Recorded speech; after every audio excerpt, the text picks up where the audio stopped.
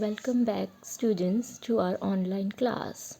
I hope till now what we have studied you have learnt it and copied in your notebooks.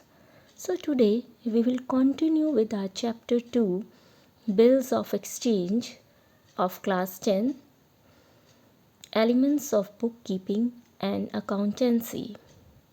So in our last class we have learned the bill of exchange. So as you know, when a bill is signed between two parties, the drawer and drawee, it becomes a bill of exchange, in which the seller makes the bill and gets the sign of the purchaser in the lieu of the goods which he has sold on credit. So today we will do the advantages of bills of exchange. As you can see, the first one is helpful in the purchase of goods on credit. As you all know that whenever something is purchased on credit, it should be have some evidence. That's why we make the bill. That bill serves as a written evidence of debt, that the seller has sold the goods or the drawer has sold the goods to the drawee on credit. Suppose X sold goods to Y, so X makes a bill on Y and Y gives his acceptance that he has purchased goods of rupees 4 lakh from Y. So it is helpful in the purchase of goods on credit. The second one is a legal document, as you know. It is in written, so it is an evidence, and it is always signed on a stamp paper on which the registrar of company has given the stamp. That's why it is regarded as a legal document. Or if in any case the bill is not paid, that document can be used in a court to sue against that drawee. Our third point is discounting facilities. So it means the holder of a bill need not to wait till the due date of bill to receive its payment, as he can easily turn it into cash by discounting it from the bank before its due date. I will give you one example. For example, A wants the money which he has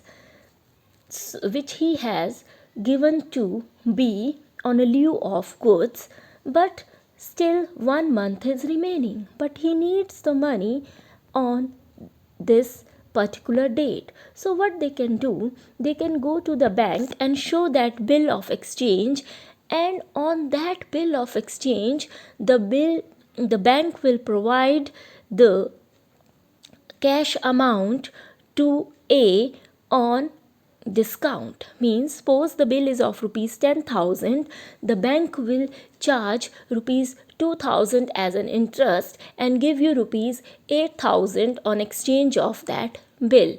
And now the bank will become liable to take that 10,000 from that B party, and he is charging that interest because he is giving you that money 1 month before. That's why he charged that interest on drawer. So our next point is possibility of endorsement. Possibility of endorsement means a bill of exchange can be easily transferred from one person to another in settlement of debt, because it is a negotiable instrument.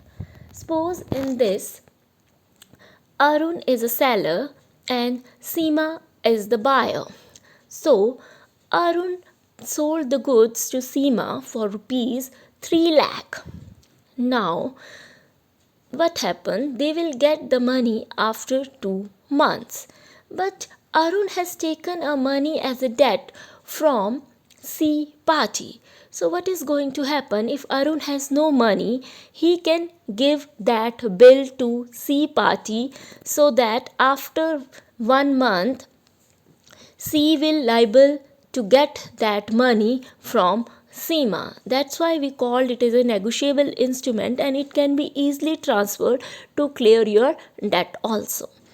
The last point, helpful in planning cash operation. Yes, the seller knows the time when he would receive the money. As we know, in the bill of exchange, we write the date. We mention that after how many months you are going to get that particular money.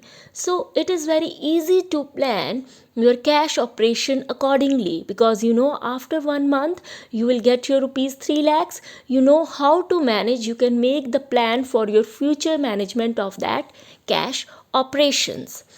Our next topic is promissory note. Promissory note is one of the type which is sometimes similar to bills of exchange. But in this, what is going to happen, that sometimes the purchaser of the goods or debtor himself writes a note or sign it and give it to the seller of the goods. It is called promissory note. So you can get the basic difference from here only, that in bill of exchange the maker makes the bill, but in promissory note the bill is and the note is made by the payee himself, that he makes the promise that after some particular period of time I am going to give you the money. So in this there are only two parties that are involved, one is maker and other is payee. So maker is the person who makes the promise to pay the amount, and the payee is the person who is entitled to get the payment. So promissory note is a very simple, in which the payee is getting the note from the maker. Means now the purchaser is making a note and writing that I promise you to give this sum of money at that particular period of time. So we will go for the definition.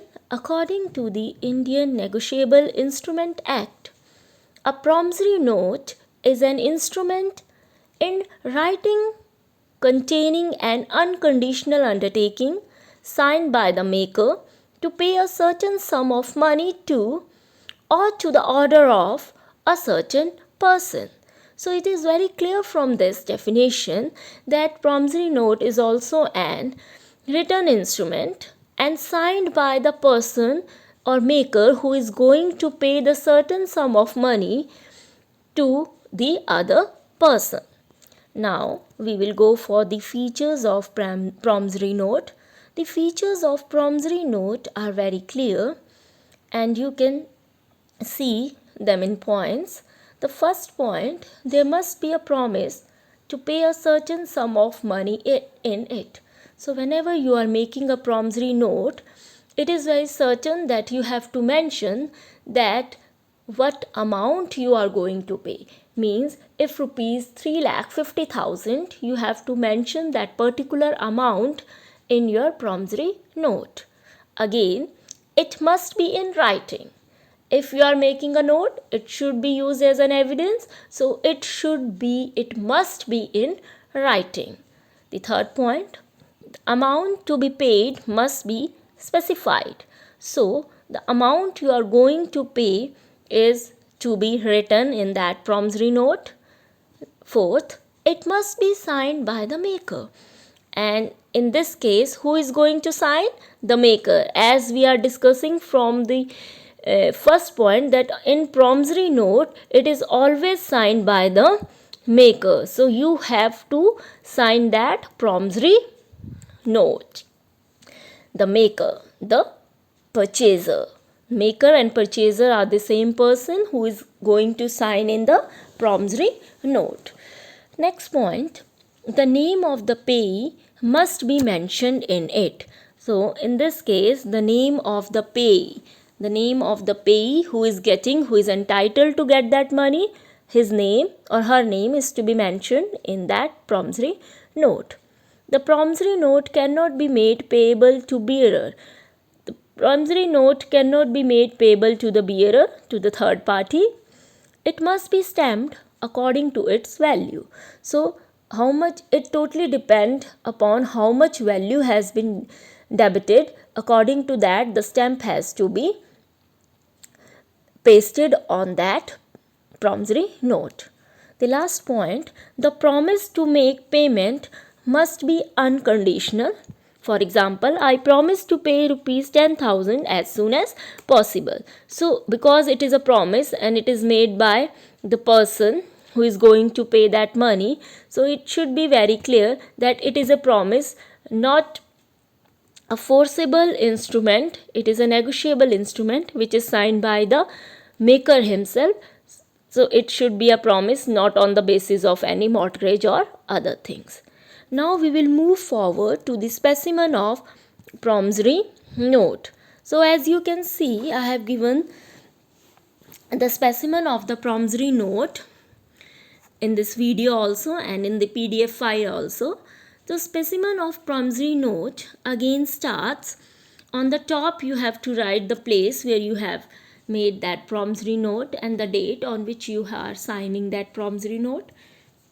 Again the amount and then the stamp, and then you have to write 2 months after date I promise to pay the name of the person or order the sum of rupees 5 lakh only for value received. Means in this it is simple that I am making a promise that I will pay the sum of money to you. So now the maker is going to sign it and made it and get it accepted by the seller. So you can see the name of two person. On my left side you can see the name of the payee and on right side you can see the name of the maker who has made this specimen of promissory note. Now we will move forward as we have covered our two topics, the bills of exchange and promissory note. So in this we will do the difference between bills of exchange and promissory note. As you can see, there are 7 bases according to which I have differentiate bills of exchange and promissory note. So first one is drawer. So in the case of bills of exchange, the drawer is the creditor because he is not making the bill. He is the purchaser and he is accepting that he is going to pay the money as the bill is made by the drawer. So in the promissory note, the drawer is the debtor. Second, parties. In bill of exchange, there are 3 parties: drawer, drawee and payee. Drawer, the seller; drawee, the purchaser; and payee, the person who is entitled to get the money. But in case of promissory note, there are only 2 parties: maker and payee. Maker, who is making the bill and who is going to pay the money, and payee again, who is going or getting or entitled to get the money. The third point is order or promise.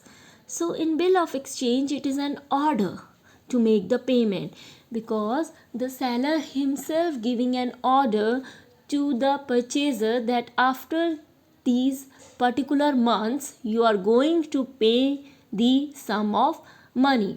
But in the promissory note, it is a promise because the promissory note is made by the purchaser himself. That's why he is giving a promise that after 2 months I am going to pay you the sum of money. Acceptance. It is valid only when accepted by the drawee. So bill of exchange is accepted by the drawee because it is made by the drawer, and if he accepts, then only it will be a valid document. But in promissory note, it does not require any acceptance from the drawee. There is no acceptance required because he is the person who is making the promise himself in the promissory note. Next point, pay. Pay. In case of bill of exchange, drawer can be the payee. So, in case of bill of exchange, drawer can be the payee. Means both can be the person who is the seller in the case of bills of exchange, but in the case of promissory note, drawer or maker cannot be the payee. because who is making the bill? He is the person who is going to pay the money, and pay is going to entitle to get that money. So they can't be same, but in the case of bills of exchange, both are same. Noting. In case of dishonor of bill, noting becomes important. Noting are the charges charged by the bank if your bill is dishonored and in your bank account there is not enough money so that your bill can be sponsored. So it is dishonored. In promissory note, noting is not necessary. Last point, liability. The liability of the drawer arises only if the drawer fails to make the payment. So liability of drawer only arises if drawer is not able to pay the money, then only your amount is not coming back to you. But the liability of drawer is primary in the case of promissory note. So this is the basic difference between bills of exchange and promissory note. In your assignment, I have given you few questions and you have to make the notes from this PDF file, and then you have to give the answers of those questions. And please go through the PDF file and the video so that all the explanation related to bills of exchange and promissory note is clear to you, because in our next class we will continue the chapters bill of exchange, but now we will carry forward with our practical part. So be sure that all the explanation should be clear to you. Go through the video of chapter 2 bills of exchange carefully and do your assignment as well. So all the best, do well and take care. Goodbye.